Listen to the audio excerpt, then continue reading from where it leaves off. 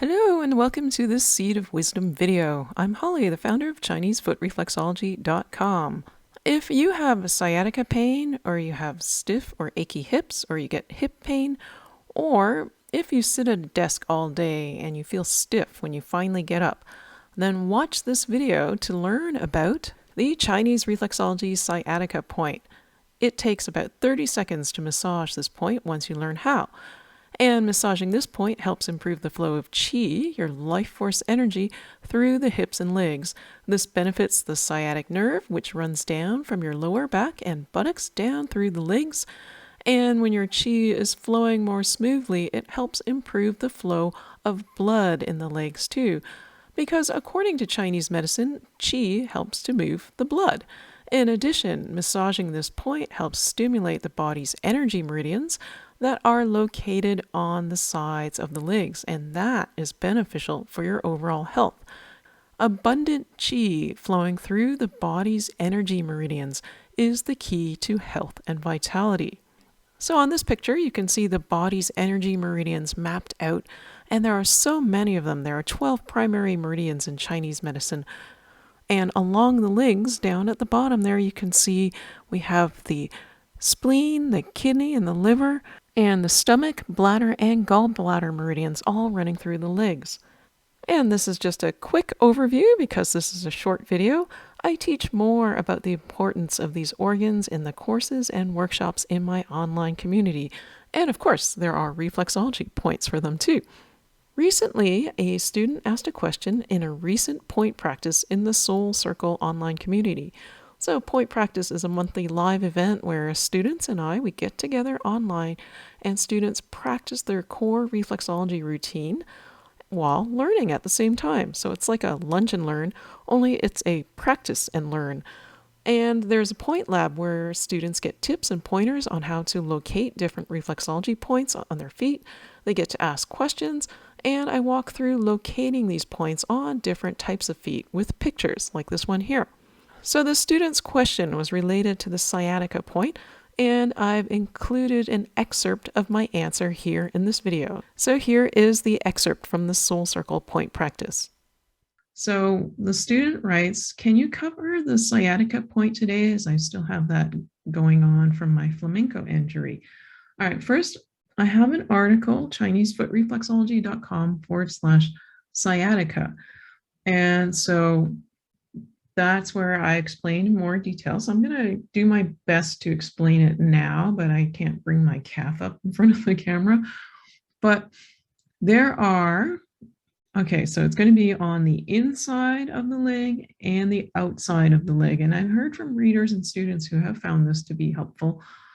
There are, it's follows along some of the meridians in the body too. But main thing you want to feel for is on the inside, you have this bone here, which I always get the tibia and fibula mixed up. I believe this is the tibia. It's like your shin bone. So you want to feel for your shin bone. And then once you find it, so you're going to feel like on top of the leg. Once you find it, you want to slide on to the inside of the leg. And you want to be down near your ankle. And then once you're on the other side of this bone, so it's not the bone, but just below the bone, you're going to trace that and go up. So you can take your thumb pad or you can take your knuckle to do that. But what you want to do is you want to follow the back of that bone. So not pressing on the bone, but in the fleshy area just underneath the bone. And you can take your knuckle to do that. Now, the important thing, notice this arrow here, it's only going in one direction. So you want to just slide up.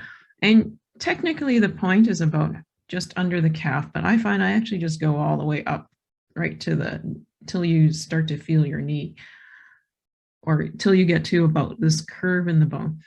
Now, this might be sensitive for people because there is a spleen meridian along here. If you have weakness in the spleen meridian, it's quite common that you'll find pressing along the meridian is going to be sensitive. So you can just go in upstroke. Now, on the opposite side of the leg, you do the opposite direction. So the way I remember is inside up, outside down, and an O and a D both have curves in the letter, so outside down, whereas, well, like it goes out to the side, whereas inside up, the I and the U are kind of like upward skinny strokes. That's the best way I found to remember this.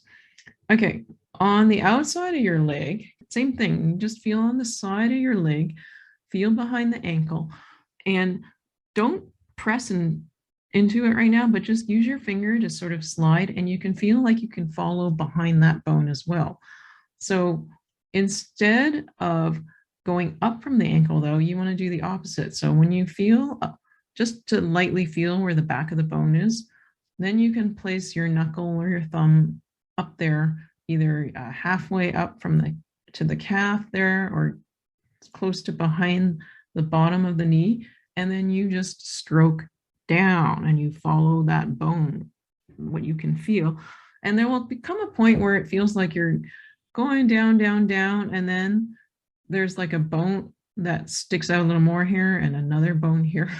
It's like you want to follow the inner bone that you feel. So once you feel like you're crossing over from one bone to the other bone, you just follow the inside bone down to that inside of your ankle there. All right, and then so you can actually do both at the same time. You can go inside up and outside down on the same leg. So you would just like place your foot on the ground and reach down, or if you have like a step stool and you've got somewhere, if you brace your balance. But if you're got an injury, I probably would suggest just sitting down on like a short stool or chair and then reaching down to do this. So I'm going to demonstrate. Let me pull up my video. So imagine my head is my leg. So it's going to be, let's say this is the inside, this is the outside. You're going to be going, you position, you start like this is the knee here, and this is the ankle, and you go like this. Then so you're like going down with one and going up with the other. So inside up, outside down. It's like two elevators passing through the night. And when you get to the end of the ride, you get like pick up your knuckle and you reposition and you do it again. So like that, okay? And that is the sciatica point. And welcome back to the Seed of Wisdom video.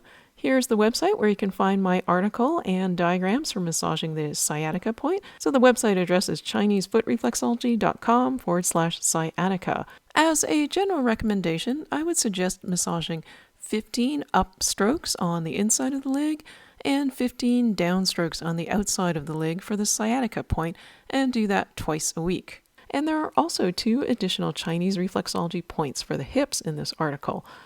And massaging all of these points is especially potent. Having this combination is potent because in Chinese reflexology, the more points you massage, the more beneficial it is. It's an exponential benefit. Just like learning more about Chinese reflexology and Chinese medicine. The more you learn, the more beneficial it is for your health and vitality and for helping those you love. And if you're super passionate about learning, I hope to see you in the Soul Circle. It's my online community for health and vitality. We have monthly courses, a new one every month. We have monthly live Q&A tea time, point labs, and much more. So you can learn more at ChineseFootReflexology.com/Soul Circle. And join the waitlist to learn when enrollment opens again. You'll also get special savings on membership. I look forward to reconnecting with you again soon. Bye for now.